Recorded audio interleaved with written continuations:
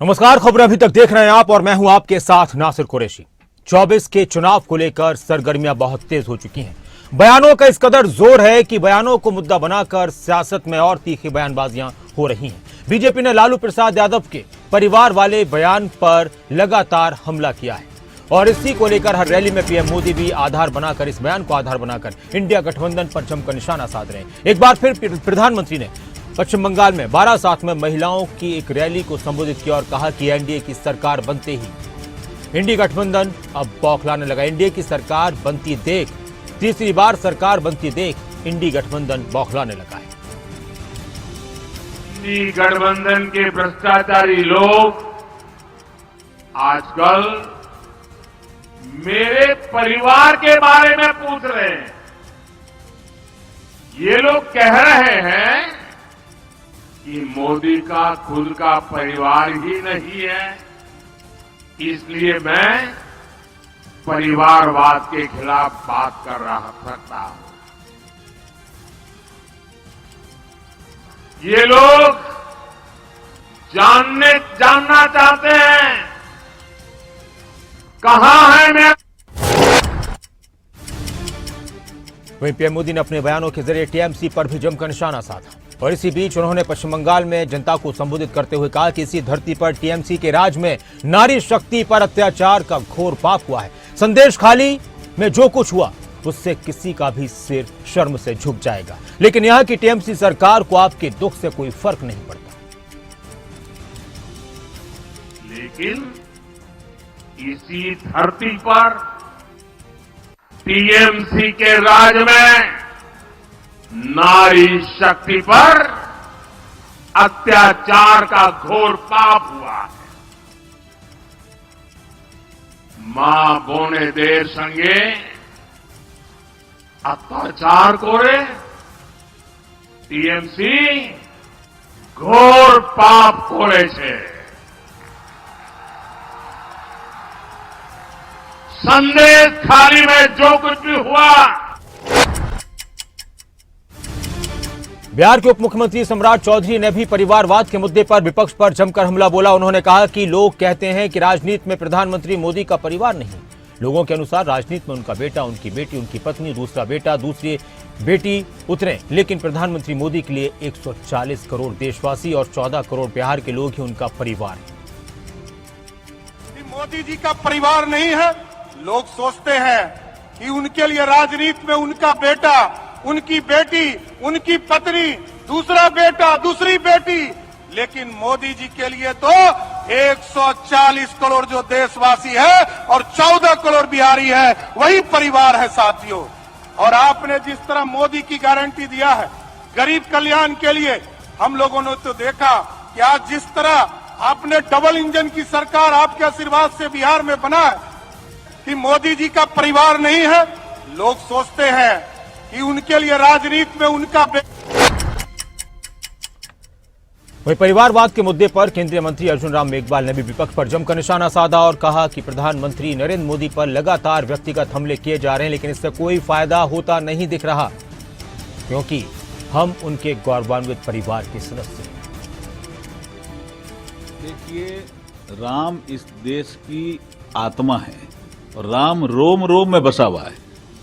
जिनको इनकी जानकारी नहीं है वो ऐसी बातें करते हैं। जहां तक परिवारवाद का विषय है, देखिए, भ्रष्टाचार, तुष्टीकरण और परिवारवाद ये भारतीय लोकतंत्र को कमजोर करने वाले ऐसे स्तंभ बन गए थे।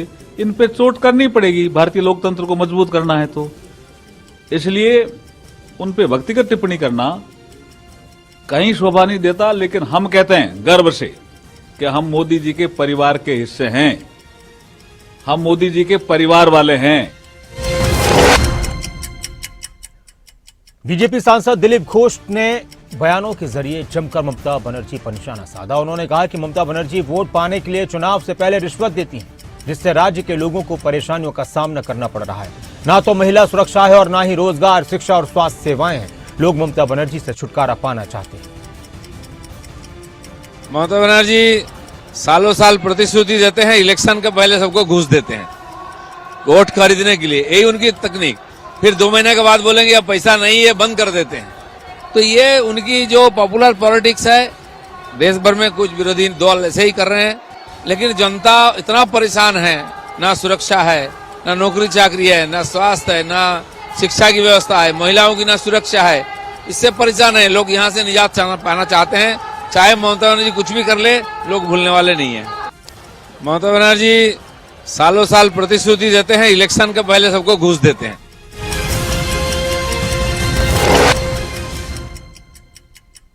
संदेश खाली घटना के आरोपी शेख शाहजहां की गिरफ्तारी पर केंद्रीय मंत्री हरदीप सिंह पुरी ने भी ममता बनर्जी पर जमकर निशाना साधा और कहा कि राज्य पुलिस पूरी तरह से पक्षपातपूर्ण रवैया अपना रही है।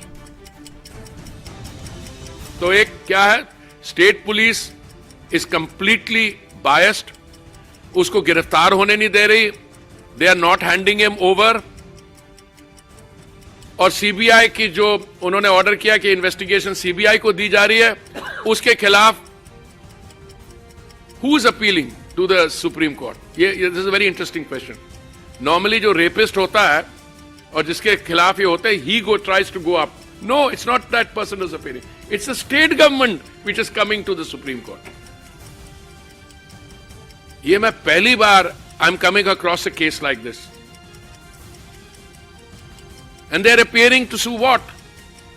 कि a man who according to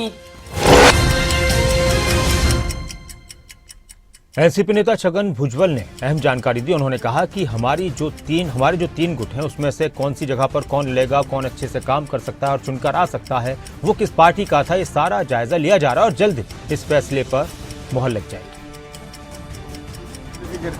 देखिए, अब जो है महायुति में हम जो बैठे हैं, भाजपा, शिवसेना शिंदे और राष्ट्रवादी कांग्रेस पक्ष अजित पवार, तो ये तीन जो हमारे जो गुट है उसमें कौन सी जगह कौन लड़ेगा, किसकी कौन से मतदार संघ में, लोकसभा के सांसद के मतदार संघ में कौन अच्छे ढंग से काम कर सकता है, चुनकर आ सकता है और वो किस पार्टी का है, ये सारा जो जायजा लिया जा रहा है और जल्द से जल्द इसके ऊपर जो फैसला होगा।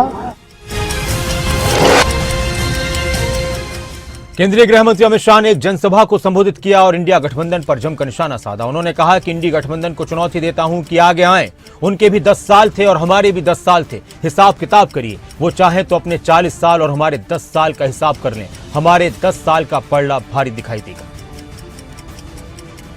मैं आज फिर से इंडी अलायंस वालों को चैलेंज देकर जाता हूं कि आप आगे आइए, आपके भी 10 साल थे, हमारे भी 10 साल थे, हिसाब किताब करिए। अरे आप कर ही नहीं सकते हो, अरे ज्यादा करना है तो आपके 40 साल और हमारे 10 साल का हिसाब करिए, हमारे 10 साल का पलड़ा भारी है भाई, वो भी 10 साल। मैं आज फिर से इंडी अलायंस वालों को चैलेंज देकर जाता हूं कि आप आगे आइए, आपके भी 10 साल थे, हमारे भी 10 साल थे।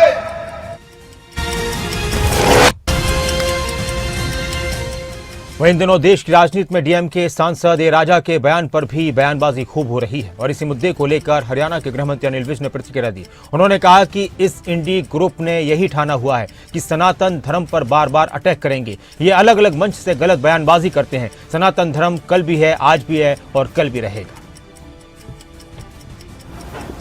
नहीं, देखिए, ये जो इंडी के तत्व हैं सारे के सारे, इन्होंने सनातन के विरुद्ध कैंपेन चला रखा है।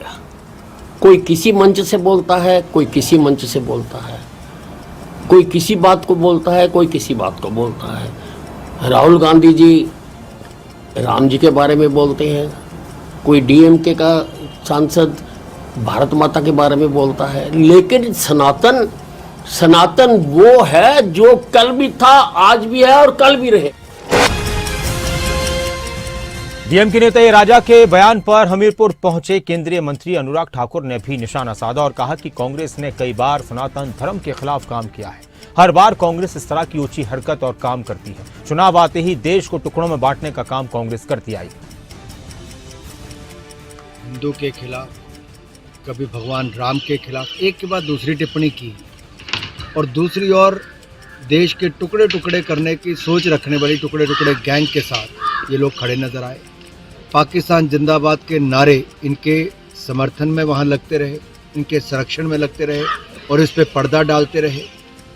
अब एक बार फिर सीमाएं लांघी हैं उस व्यक्ति ने जो कभी बड़े भ्रष्टाचार यूपीए के समय हुआ, उसमें उनका नाम, उनको संरक्षण देने का काम कांग्रेस ने किया। आज खुलकर बैटिंग वो कांग्रेस के लिए कर रहे हैं और भारत विरोधी, राम विरोधी, सनातन विरोधी।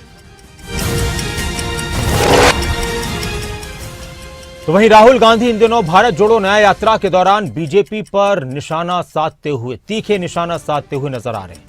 इसी बीच उन्होंने मध्य प्रदेश में जनता को संबोधित किया और कहा कि बीजेपी नेताओं ने आदिवासियों को वनवासी कहना शुरू कर दिया है। आदिवासी का मतलब वो व्यक्ति जो इस जमीन का सबसे पहला मालिक था।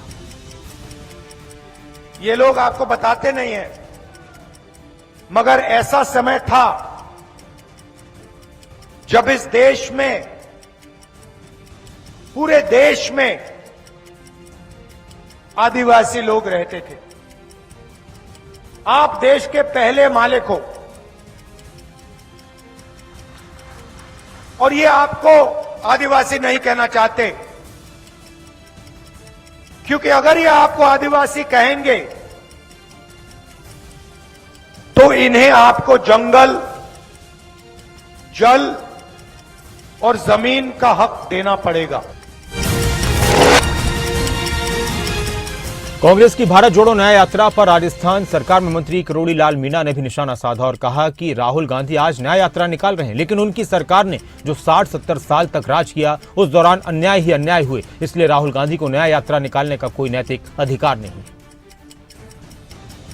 अपना न्याय यात्रा निकाल रहे हैं, लेकिन 60-70 साल तक जो राज किया वो देश की जनता के अन्याय ही अन्याय किया। अब क्या न्याय मांग रहे हैं राहुल गांधी जी? वो बंगाल में भी जाएं तो बोलें देश खाली में क्या हुआ है। पूरे इनके कार्यकाल में जितना भी 50-60 साल का राज रहा, दलितों के साथ अत्याचार की पराकाष्ठा हुई, आदिवासियों के साथ अत्याचार की पराकाष्ठा हुई और किसी प्रकार का न्याय उनको दिया नहीं गया। इसलिए माननीय राहुल गांधी जी को न्याय यात्रा निकालने का कोई नैतिक अधिकार नहीं।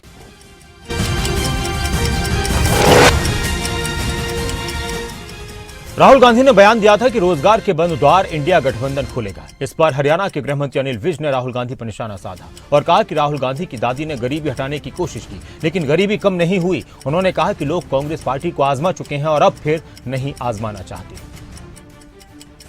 तेरी दादी मर गई कहते कहते कि मैं गरीबी हटाऊंगी। हटा दी गरीबी? आप बताओ, हटा दी गरीबी? अब आके गरीबी घटनी शुरू हुई है नरेंद्र मोदी के राज में। कहने से क्या होता है? लोग जिसको पीस लिया ना उसको दोबारा नहीं पीसते। ये जो लिखा होता है ना आटा पीसने की चक्की, ये गलत लिखा होता है। आटे को कोई नहीं पीसता, कनक को पीसते हैं। लेकिन कनक को पीसते हैं जिसको पीस लिया, आजमा लिया इस पार्टी को, दोबारा क्यों कोई आजमाएगा? तेरी दादी मर गई कहते कहते कि मैं गरीबी हटाऊं। करनाल में लखपति दीदी महासम्मेलन का आयोजन किया गया। हरियाणा के मुख्यमंत्री मनोहर लाल ने इसमें शिरकत की और इस दौरान उन्होंने लोगों को संबोधित किया। मुख्यमंत्री ने कहा कि प्रदेश में करीब 5000 बहनों को ड्रोन की ट्रेनिंग दी जाएगी, इन्हें ड्रोन दीदी बनाएंगे। इस संदर्भ में 200 बहनों को ड्रोन उपलब्ध करा भी दिए गए। हमने भी हरियाणा में, जैसा मैंने बताया कि 132 स्थानों पर यह कार्यक्रम किया है और जो प्रधानमंत्री जी ने लक्ष्य रखे हैं उस लक्ष्य के अनुसार हम भी हरियाणा की सहभागिता करके और हरियाणा की 3 लाख बहनों को और लखपति दीदी के रूप में हम आगे बढ़ाएंगे। 3 लाख दीदियां हमारी जो परिवार में सामान्य आय कमाती होंगी या नहीं भी कमाती होंगी, उनको अपने व्यवसाय के माध्यम से, सेल्फ हेल्प ग्रुप के माध्यम से, अन्य ट्रेनिंग के माध्यम से, ड्रोन दीदी के माध्यम से, अभी ड्रोन दीदी का कार्यक्रम, इसका प्रदर्शन एक बहन ने ड्रोन बीजेपी नेता बांसुरी स्वराज ने आम आदमी पार्टी पर जमकर निशाना साधा और कहा कि आप महिला सुरक्षा के नाम पर झांसा देती है। उनके अपने नेताओं पर महिलाओं के खिलाफ गंभीर अपराधों के आरोप। आम आदमी पार्टी एक ऐसी सरकार है जो हमेशा महिला कल्याण या महिला सुरक्षा की बात कहती है, लेकिन ये केवल एक जुमला बनकर रह गया है। हमेशा से आम आदमी पार्टी के लीडर्स माहौल बना के रखा है उन्होंने महिला सुरक्षा का। उनके अपने लीडर्स पर इतने संगीन आरोप है, कभी वो महिला पत्रकारों के साथ बदतमीजी करते हैं, कभी वो अपनी ही पत्नियों पर प्रहार करते हैं, और अब एक बहुत ही संगीन मामला उभर कर आया है जहां पर आम आदमी पार्टी के एक नेता ने आम आदमी पार्टी के ही एक वर्कर की 14 बरस की बच्ची के साथ छेड़खानी करी है। इसके तहत पॉक्सो में एक एफआईआर भी रजिस्टर हुई है। मैं पूछना चाहती हूं माननीय मुख्यमंत्री। नूंह से कांग्रेस विधायक आफताब अहमद ने बीजेपी पर जमकर निशाना साधा। गुरुग्राम कैनाल को लेकर उन्होंने कहा कि गुरुग्राम कैनाल से मेवात के लोगों को बहुत कम पानी मिल रहा है, लेकिन सरकार इस तरफ कोई ध्यान नहीं दे रही, बल्कि राजस्थान हरियाणा का पानी पहुंचाया जा रहा है। एडमिनिस्ट्रेटिव अप्रूवल होने के बाद 40 ट्यूबवेल लगा के जिससे पानी को करके और ड्रेन में जो चंदनी ड्रेन में डालने की बात थी उसको करने के, लेकिन मैंने समझता हमारे साथ तो बहुत बड़ा धोखा इस बात का हो रहा है। जो पानी मिलता है वो भी, और जो पानी ये मिलता है वो पानी गुड़गांव कैनाल में हमें तो कम मिलता है, हमारे से ज्यादा पानी तो ये भरतपुर में भी जा रहा है। मैंने उनके लोगों की बात उठाई कि भरतपुर के लोगों को भी नुकसान हो रहा है, ये नहीं हरियाणा का हो रहा है। और खट्टर साहब तो अभी जो बजट में हुआ, हरियाणा का जो बरसात का पानी है उसको अपने प्रदेश में तो यहाँ लेने के लिए उसको राजस्थान भेजने का था। हमने उसका विरोध किया, विधानसभा में हमने जमकर अपनी बात को रखने का कोशिश की, लेकिन बीजेपी और जेजेपी के गठबंधन को लेकर इन दिनों हरियाणा में काफी चर्चाएं हैं कि आने वाले वक्त में इस गठबंधन का क्या होगा। इसको लेकर लगातार बयान भी सामने आते रहे हैं। ऐसे में 2024 के चुनाव में गठबंधन रहेगा या नहीं रहेगा, इसको लेकर बहुत सारी बातों का जिक्र बार बार किया जाता रहा है। मुख्यमंत्री मनोहर लाल ने बयान दिया और उन्होंने कहा कि सब पार्लियामेंट्री वोट तय करेगा कि क्या कुछ होना है चुनाव के दौरान। Sole right lies with parliamentary vote. चर्चा चल रही है कि हिसार या भिवानी महेंद्रगढ़ जेजेपी को दे सकता है। It lies with the parliamentary board of the party, उनका अधिकार क्षेत्र है, वो क्या करेंगे क्या नहीं करेंगे इसमें मैं अभी टिप्पणी कर दीजिए कि भाटिया जी लड़ रहे हैं किसी और को। पार्लियामेंट्री बोर्ड ही सब तय करता है। Sole right lies with parliamentary board. चर्चा चल रही है कि हिसार या भिवानी महेंद्रगढ़ जेजेपी को दे सकता है। It lies with the parliamentary board of the party, उनका अधिकार क्षेत्र है। इन दोनों हरियाणा की राजनीति में विपक्षी पार्टियां कानून व्यवस्था के मुद्दे पर सरकार को घेर रही हैं। आम आदमी पार्टी के नेता और कुरुक्षेत्र से उम्मीदवार गठबंधन के सुशील गुप्ता ने भी कानून व्यवस्था के मुद्दे को लेकर सरकार पर निशाना साधा। गुप्ता को जो जवाब देना होगा मैं सार्वजनिक रूप से दूंगा और आंकड़ों सहित दूंगा। अब संयोग से दुर्भाग्य ये है कि वो कहीं किसी जिम्मेदार प्लेटफॉर्म तो करते नहीं है, कुछ भी जो नाप से नाप बोलना होता है बोलते हैं। हमारे पास सारे आंकड़े पिछले वर्षों के भी, इस वर्षों के भी, लगातार हर क्षेत्र में अपराध कम हो रहा है। इसलिए जब कम हो रहा है, अब अपराध खत्म हो गया और कभी खत्म हो जाएगा इस विषय की तो गारंटी में नहीं लेता, लेकिन लगातार कम होने में भी हम सोचते हैं कि हमारी सफलता है कि बहुत चीज़ों को हमने क्राइम को कंट्रोल किया है। हमारे दिल्ली के आसपास जो क्राइम की गति पहले भी ज़्यादा होती थी, अभी भी 3 जिले उसको हमने कमिश्नरेट बना दिया था, लेकिन झज्जर को नहीं बना पाए थे। अब घोषणा हमने कर दिया कि झज्जर को भी कमिश्नरेट ऑफ पुलिस। हरियाणा में कांग्रेस और आम आदमी पार्टी ने लोकसभा चुनाव मिलकर लड़ने का फैसला किया है और इस गठबंधन के तहत कुरुक्षेत्र की सीट आम आदमी पार्टी के हिस्से में आई है। बाकी 9 सीटों पर कांग्रेस के प्रत्याशी उतारे जाएंगे। चरखी दादरी में आम आदमी पार्टी के कार्यालय पर पूर्व सांसद श्रुति चौधरी पहुंची, जहां उन्होंने गठबंधन को लेकर बातचीत की। इस दौरान श्रुति चौधरी ने कहा कि कांग्रेस और आम आदमी पार्टी एक साथ मिलकर एक दूसरे की मदद करेंगे। प्रदेश में कांग्रेस का संगठन बने या न बने, लेकिन लोगों के विश्वास से जीत दर्ज करेंगे। टिकट देना न देना हाईकमान तय करेगा, लेकिन कांग्रेस और आम आदमी पार्टी का गठबंधन मजबूत है और लोग गठबंधन को जिताएंगे। मजबूत है और लोग मजबूत कर रहे हैं। ये अंत में जो लड़ाई है ये लोगों की लड़ाई है ना। आप पार्टी की जो बात करते हैं, लोग चुनाव लड़ते हैं, तो ये लोगों की लड़ाई है और लोग जिताएंगे। बहुत मजबूत है और लोग मजबूत कर रहे हैं। ये अंत में जो लड़ाई है ये लोगों की लड़ाई है ना। आप पार्टी की जो बात करते हैं, लोग चुनाव लड़ते हैं। उत्तर प्रदेश के मुख्यमंत्री योगी आदित्यनाथ ने इटावा को बड़ी सौगात दी। इस दौरान सीएम ने 500 बेड के सुपर स्पेशलिटी हॉस्पिटल का उद्घाटन किया। इस दौरान उन्होंने पूर्व की सरकारों पर जमकर निशाना साधा और कहा कि पहले लोग इटावा और सैफई के नाम से डरते थे। सीएम ने कहा कि पहले की सरकारों ने नारियल तो फोड़े लेकिन काम नहीं किया। उत्तर प्रदेश सरकार कोई भेद नहीं करती। मुझे याद है पिछली सरकारों ने इस आयुर्विज्ञान संस्थान को नारियल फोड़ करके शुरू तो कर दिया था, लेकिन काम के लिए पैसा नहीं दिया था। टोकन मनी दिया था। टोकन मनी में 1 लाख रुपया दिया जाता था। बताओ 500 करोड़ जहां लगना वहां 1 लाख से काम होता है क्या?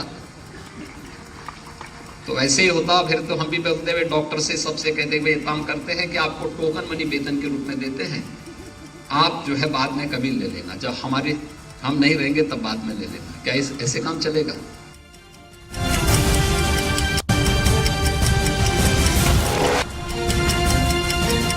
और हिमाचल प्रदेश की राजनीति भी लगातार गरमाई हुई है। इन दोनों बागी विधायकों को लेकर बयानबाजी जारी है। हमीरपुर में एक बार फिर से मुख्यमंत्री सुखविंदर सिंह सुक्खू ने बागी विधायकों पर निशाना साधा और कहा कि हमीरपुर के 2 कांग्रेस विधायकों ने राज्यसभा चुनाव में बीजेपी को वोट दिया।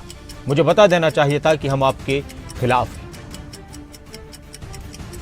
को जब बजट प्रस्तुत किया जा रहा था, राज्यसभा की वोटिंग थी, रात को हम सारे विधायक इकट्ठे होकर खाना खाया, सुबह का ब्रेकफास्ट किया।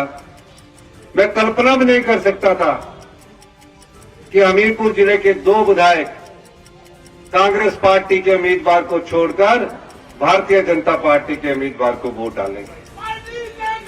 मैं ये सोच भी नहीं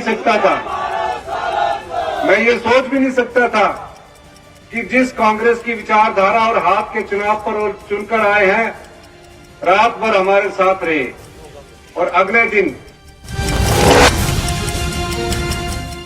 और पिछले कई दिन से हिमाचल कांग्रेस के बागी विधायक चंडीगढ़ में। इसी बीच सभी विधायक पंचकुला माता मनसा देवी के दर्शन करने पहुंचे। इस दौरान बागी विधायक राजेंद्र राणा ने सुक्खू सरकार पर जमकर निशाना साधा और सरकार की घोषणाओं पर तंज कसा। राजेंद्र राणा ने कहा कि सरकार के पास पैसा नहीं है तो कहां से देंगे। उन्होंने आरोप लगाते हुए कहा कि सुक्खू सरकार लोगों को गुमराह कर रही है। देखिए, ऐसा है कि अभी तो हमने माता मनसा देवी के यहाँ दर्शन करे हैं। जब बजट में कोई प्रावधान नहीं है, सरकार के पास पैसा नहीं है, कोई लोन देने के लिए तैयार नहीं है, तो कहां से पैसा देंगे। मुझे लग रहा है कि ये सब चीजें जो है वो लोगों को गुमराह करने वाली हैं। देखिए, ऐसा है कि अभी तो हमने माता मनसा देवी के यहाँ दर्शन करे हैं। जब बजट में कोई प्रावधान नहीं है, सरकार के पास पैसा नहीं है, कोई लोन देने के लिए तैयार नहीं है, तो कहां से पैसा देंगे। मुझे लग रहा है कि ये सब चीजें जो है वो लोगों को गुमराह करने वाली है।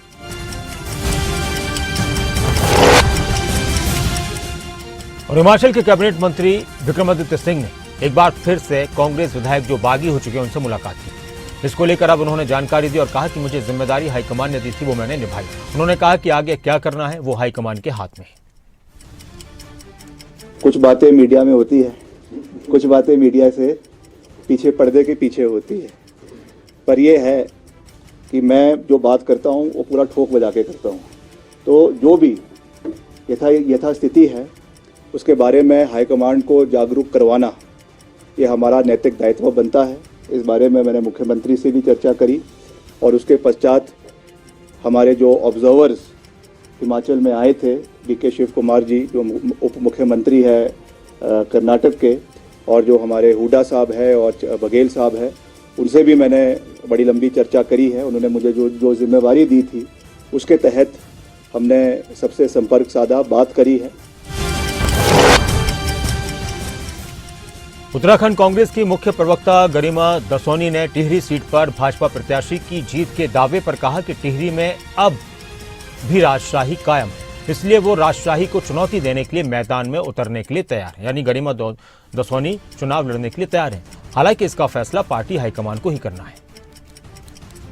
जैसे ही उत्तराखंड भाजपा ने एक बार पुनः रानी साहिबा को टिहरी संसदीय क्षेत्र से रिपीट करने का मन बनाया और घोषणा की, तब से लगातार मन में उहापोह चल रहा था, एक आकलन चल रहा था कि आखिर रानी साहिबा की एक सांसद के रूप में भूमिका क्या रही, क्या उनकी साल दर साल उपलब्धि रही और नतीजा 0 बटा सन्नाटा मिला।